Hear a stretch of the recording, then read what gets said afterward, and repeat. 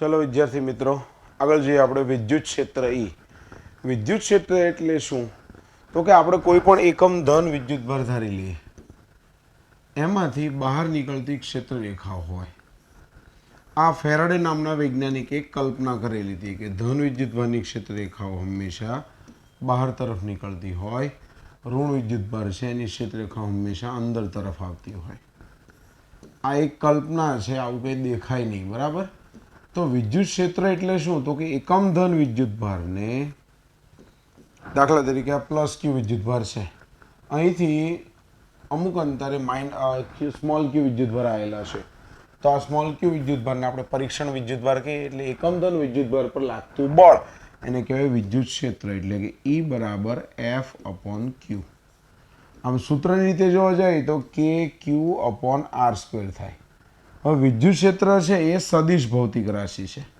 કેમ તો કે લાગતું બળ પણ સદિશ હતું તો વિદ્યુત ક્ષેત્ર પણ આપણને કેવું મળશે સદિશ જ મળશે બીજું વિદ્યુત ક્ષેત્ર રેખાઓની લાક્ષણિકતાઓ આવે છે જે આપણે એમસીક્યુ માન દાખલામાં ખૂબ અગત્યની છે એમાંની પહેલી લાક્ષણિકતા એવી છે કે ધન વિદ્યુત ભારની ક્ષેત્ર રેખાઓ બહાર તરફ હોય અને ઋણ વિદ્યુત ભારની ક્ષેત્ર રેખાઓ ત્રિજ્યાવર્તી અંદર તરફ હોય આ પહેલી લાક્ષણિકતા હતી બીજી લાક્ષણિકતા એવી હતી કે ધન વિદ્યુત ભારમાંથી ક્ષેત્ર રેખાઓ નીકળે અને ઋણ વિદ્યુત ભારમાં વિરામ પામે ખ્યાલ દરેકને ધનમાંથી નીકળે અને ઋણમાં વિરામ પામે હવે ઋણમાંથી નીકળીને ધનમાં જાય બંધ ગાળો ક્યારેય રચે નહીં એટલે વિદ્યુત ક્ષેત્ર રેખાઓ કોઈ દિવસ બંધ ગાળો રચે નહીં ત્રીજું એવું હતું કે જ્યાં આગળ વિદ્યુત ક્ષેત્રની તીવ્રતા એકદમ ગીચોગીચ હોય ત્યાં આગળ એકમ ક્ષેત્રફળવાળી સપાટીમાંથી પસાર થતી ક્ષેત્ર રેખાઓ તે બિંદુ પાસે ક્ષેત્રની તીવ્રતા કેવી છે એવું બતાવ દાખલા તરીકે અહીંયા આગળ જો તમે 3 ક્ષેત્ર રેખાઓ પસાર થાય છે અને અહીંયા હું ચોરસ ડ્રો કરવા જાઉં તો 2 ક્ષેત્ર રેખાઓ પસાર થાય છે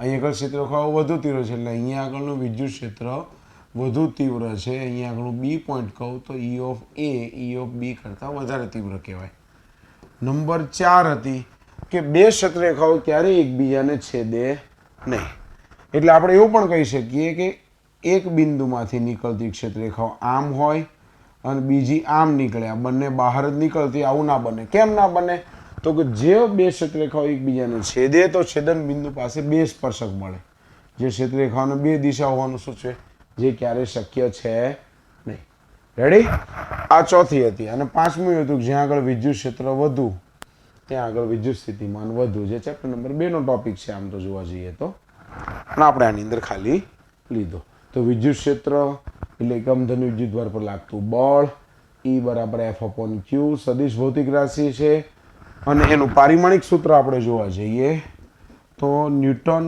પર કુલમ થયું ને ન્યૂટનનું પારિમાણિક સૂત્ર છે m1 L1 T-2 અને કુલમ એટલે શું થાય A1 T1 રાઈટ કે નહીં પ્રતિ કુલમ એટલે A-1 T-1 રાઈટ તો પારિમાણિક સૂત્ર થાય m1 L1 T-3 A-1 ready આથી વિદ્યુત ક્ષેત્રની આખી વાત હવે આપણે ધીમે ધીમે વિદ્યુત ક્ષેત્રના બધા જે એમસીક્યુ છે જોવાનું સ્ટાર્ટ કરીએ તો પહેલો એકમ છે બીજું વિદ્યુત ક્ષેત્રનો એકમ આપણે આમ લેવા જઈએ તો આ કયો આવે ન્યૂટન પ્રતિ કુલમ અને ચેપ્ટર નંબર 2 એવું કહે છે કે વોલ્ટ પ્રતિ મીટર પણ છે એટલે વિદ્યુત ક્ષેત્રના ટોટલ આમ 2 એકમ છે જોતા રહીએ આમાં પહેલામાં જ પૂછ્યું છે ન્યૂટન પ્રતિ કુલમ તો આપણને ખબર જ છે અને બીજો પણ છે વોલ્ટ પ્રતિ મીટર લખી રાખજો દરેક 2 એકમ અને 2 કામના પાછા રેડી આગળ એના પછી વિદ્યુત ક્ષેત્રની તીવ્રતાનું મૂલ્ય નક્કી કરવા માટે વપરાતા વિદ્યુત ભારને શું કહેવાય પરીક્ષણ વિદ્યુત ભાર આ થિયરિટિકલ બેઝ ક્વેશ્ચન છે આખો રેડી આગળ એમસીક્યુ નંબર 50 બિંદુઓ ધન વિદ્યુત ભારની ક્ષેત્ર રેખાઓ કઈ દિશા તરફની હોય જો ધન વિદ્યુત ભાર હોય તો એની ક્ષેત્ર રેખાઓ બહાર તરફની હોય ત્રિજ્યાવર્તી હોય અને બહાર તરફની હોય હમણાં જ આપણે આકૃતિ ડ્રો કરી હતી એમાં જોયું હતું રાઈટ ત્રિજ્યાવર્તી અને બહાર તરફની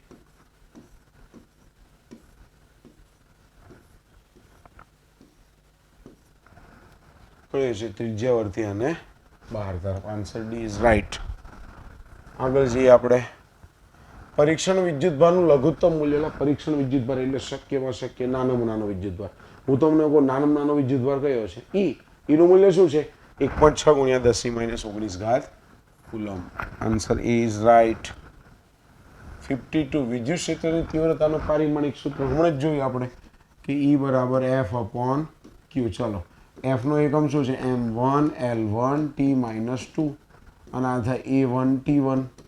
ચલો લખો M1 L1 T minus 2 minus 1 minus 3 A minus 1. M1 L1 T minus 3 A minus 1. Answer B is right. Ready? ચલો આગળ જો MCQ નંબર 53.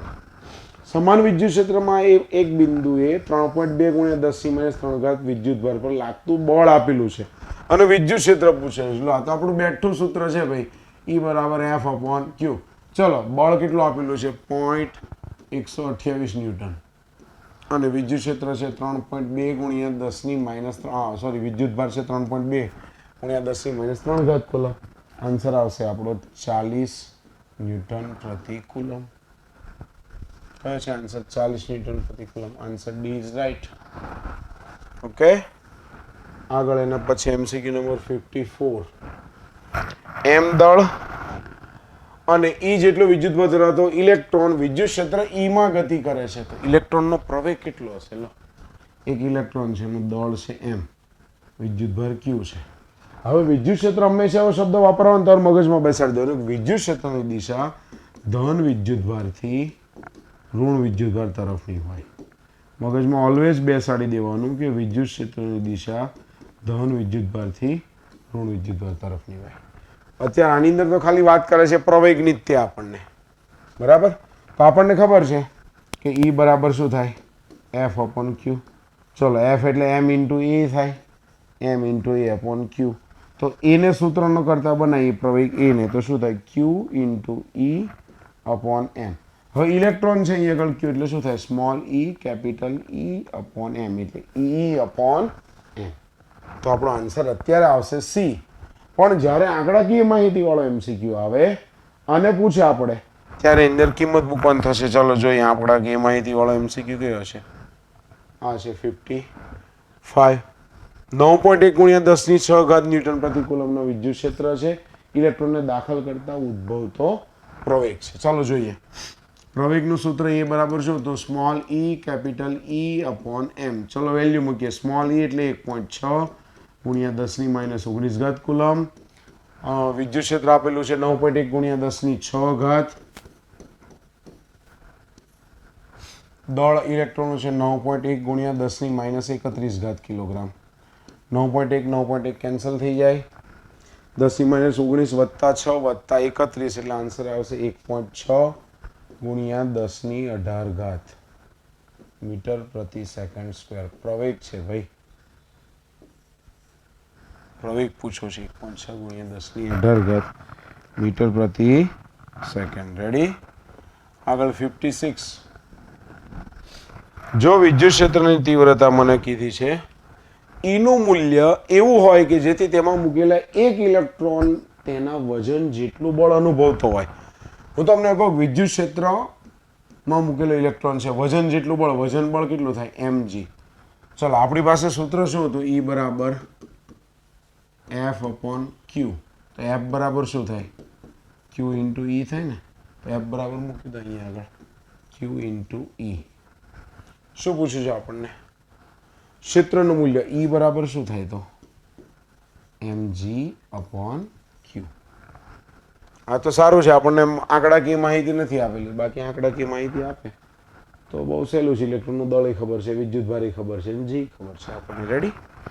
આગળ આવશે એવા MCQ.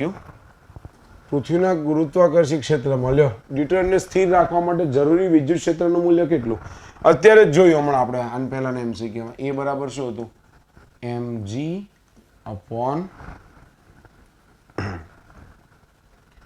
mg upon Q. Right? Deuteron છે તો ડ્યુટરન એટલે શું થાય ખબર? 1s2 એટલે એનું દળ છે ને 2 ટાઈમ્સ ઓફ પ્રોટોન થાય. મોસ્ટ ઓફ બધાને ભૂલ કઈ થાય ખબર? પ્રોટોનનું દળ લઈને આગળ ચાલવા દે. એટલે આ ભૂલ ના થઈ જોઈએ. 2 ગુણ્યા 1.67 ગુણ્યા 10 - 27 કિલોગ્રામ. G છે મારો 9.8 અને વિદ્યુતભાર તો એનો જ 1.6 ગુણ્યા 10 - 19. રાઈટ? આગળમાં જઈએ તો આનો આન્સર આવે છે 19.6 ગુણ્યા 10 - 8 વોલ્ટ પ્રતિ મીટર. ઓકે, સોરી, વિદ્યુત ક્ષેત્રનું મૂલ્ય હતું ને અહીંયા આગળ ઈ આવશે હો, ક્યુ ઇન્ટુ mg અપોન ક્યુ. તો વિદ્યુત ક્ષેત્ર ઈનું મૂલ્ય કેટલું આવશે? 19.6 ગુણ્યા 10⁻8 વોલ્ટ પ્રતિ મીટર. રેડી? ઓકે, આગળ છે એમસીક્યુ નંબર 58. સમાન વિદ્યુત ક્ષેત્રમાં ગતિ કરતા ઇલેક્ટ્રોન અને પ્રોટોનના પ્રવેગનો ગુણોત્તર. ચલો હમણાં આપણે પ્રવેગનું સૂત્ર જોયું ફરી. એ બરાબર આમ વાસ્તવમાં તો m ઇન્ટુ એ બરાબર શું હતું? F બરાબર Q ઇન્ટુ E હતું ને. એ પ્રવેગનું સૂત્ર શું હતું? E capital E upon m. હવે સમાન વિદ્યુત ક્ષેત્ર છે, પ્રોટોન અને ઇલેક્ટ્રોનનો ચાર્જ એ સમાન જ છે, તો પ્રવેગ ચલે છે શું આવી ગયું? 1 અપોન m આવી ગયું, એટલે કે દળના વ્યસ્ત પ્રમાણમાં આવી ગયો પ્રવેગ. હવે પહેલો શબ્દ છે ઇલેક્ટ્રોન, બીજો છે પ્રોટોન, એટલે કે ઇલેક્ટ્રોનનો પ્રવેગ છેદમાં પ્રોટોનનો પ્રવેગ. તો દળ આપણે વ્યસ્ત પ્રમાણમાં લખવાનું કે માસ of electron mass of proton. ચલો માસ ઓફ પ્રોટોન કેટલું છે? 1.67 ગુણ્યા 10⁻27 કિલોગ્રામ. માસ ઓફ ઇલેક્ટ્રોન આપણને ખબર છે 9.1 ગુણ્યા 10⁻31 કિલોગ્રામ. તો આનો ગુણોત્તર લેવા જઈએ તો આન્સર આવશે 1836. એટલે તમે સમજો કે ઇલેક્ટ્રોનનો પ્રવેગ એ પ્રોટોનના પ્રવેગ કરતાં ઘણો વધારે છે. કેમ વધારે છે ખબર પડી તમને? કારણ કે ઇલેક્ટ્રોનનું દળ ઓછું છે. ઇલેક્ટ્રોનના દળમાં જો -31 છે અને પ્રોટોનના દળમાં -27 છે. પ્રોટોન ભારે છે, ઇલેક્ટ્રોન હલકો છે. ઓબ્વિયસલી ઇલેક્ટ્રોનનો પ્રવેગ વધારે જ હોય. રેડી? ચલો આગળ જોઈએ 59મા નંબરનો એમસીક્યુ. 5 ગુણ્યા 10⁹ કુલમ ન્યૂટન પ્રતિ કુલમ જેટલા વિદ્યુત ક્ષેત્રમાં આલ્ફા કણ કેટલું વિદ્યુત બળ અનુભવશે? લો, વિદ્યુત બળ આપણને વિદ્યુત ક્ષેત્રનું સૂત્ર શું કહે છે? E બરાબર F અપોન Q. ચલો F બરાબર શું થાય? Q ઇન્ટુ E થાય. આલ્ફા કણ એટલે 2E, 2 ટાઈમ્સ ઓફ ઇલેક્ટ્રોન, 1.6 ગુણ્યા 10⁻19. વિદ્યુત ક્ષેત્ર કેટલું આપેલું છે આપણને જોતો જોઈએ? 5 ગુણ્યા 10⁹, રાઈટ? 5 ગુણ્યા 10⁹. 16 85 8 દુ 16 અને 10⁻19 ને પ્લસ 9 એટલે 10⁻10 ન્યૂટન. 16 ગુણ્યા 10⁻10 ન્યૂટન. એકદમ સરળ એમસીક્યુ છે, પણ મોસ્ટ ઓફ ભૂલ શું થાય ખબર? આ બે લેવાના ભૂલાઈ જાય. એટલે એ લોકો 8 ગુણ્યા 10⁻10 જવાબ આપેલો છે, જોયું તમે? બહુ ઉતાવળ કરવા જાય એનાથી ભૂલ થઈ જાય. રેડી? ચલો આગળ જઈએ એમસીક્યુ નંબર 60. વિદ્યુત ક્ષેત્રફળનો સૌ પ્રથમ ખ્યાલ કોણ આપ્યો હતો? તો કે ફેરેડે નામના વૈજ્ઞાનિકે આપેલો હતો આપણને વિદ્યુત ક્ષેત્રફળનો સૌ પ્રથમ ખ્યાલ. વક્ર વિદ્યુત ક્ષેત્રરેખાના કોઈ પણ બિંદુએ દોરેલો સ્પર્શક, હમણાં જ આપણે વાત થઈ હતી કે તે બિંદુએ વિદ્યુત ક્ષેત્રની દિશા દર્શાવે છે. કેમ વાત થઈ હતી? તો કે બે ક્ષેત્રરેખાઓ ક્યારેય એકબીજાને છેદે નહીં, અને જો બે ક્ષેત્રરેખાઓ એકબીજાને છેદે તો છેદન બિંદુ પાસે બે સ્પર્શક મળે ને, જે ક્યારેય શક્ય છે નહીં. રેડી? ચલો આગળ. 0.1 મીટર ત્રિજ્યાના સુવાહક ગોળાની સપાટી પર આટલો વિદ્યુત ક્ષેત્ર મેળવવા માટે મૂકવા પડતા ઇલેક્ટ્રોનની સંખ્યા. ઇલેક્ટ્રોનની સંખ્યા પૂછી છે, કઈ વાંધો નહીં, આપણને તો ખબર જ છે કે E બરાબર સૂત્ર kq અપોન r².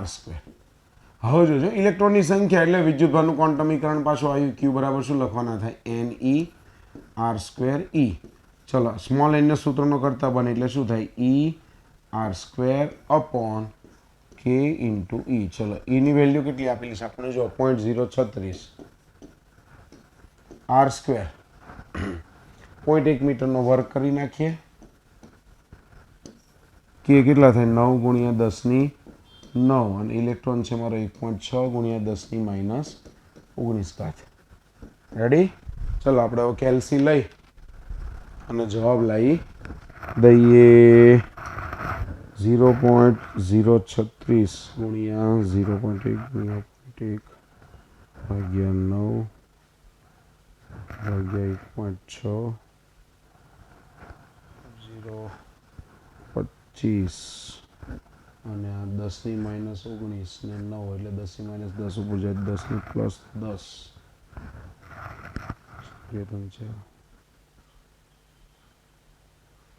ઓકે, એટલે 2.5 ગુણ્યા 10⁵ આન્સર આવશે આપણો. સંખ્યા છે એટલે એનો કોઈ એકમ હોય નહીં. રેડી? બે સમાંતર પ્લેટો પર સમાન મૂલ્યના વિજાતીય વિદ્યુતભારો રહેલા છે, તેમની વચ્ચેની જગ્યા શૂન્યાવકાશી હતો ત્યારે વિદ્યુત ક્ષેત્રનું મૂલ્ય આપેલું છે. હવે એમની વચ્ચેની જગ્યામાં ડાયલેક્ટ્રિક માધ્યમ ભરવામાં આવે તો વિદ્યુત ક્ષેત્ર થોડું ઘટી ગયું. જોયું?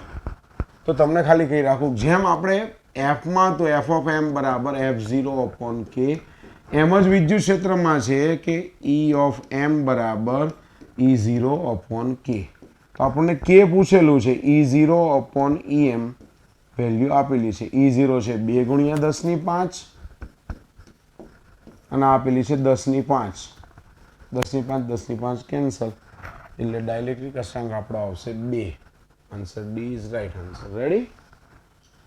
એટલે તમારે યાદ રાખવાનું કે જ્યારે ડાયલેક્ટ્રિક ભરવામાં આવે ત્યારે લાગતું વિદ્યુત બળ પણ કેમાં ભાગનું થાય અને વિદ્યુત ક્ષેત્ર પણ કેમાં ભાગનું થાય, બે.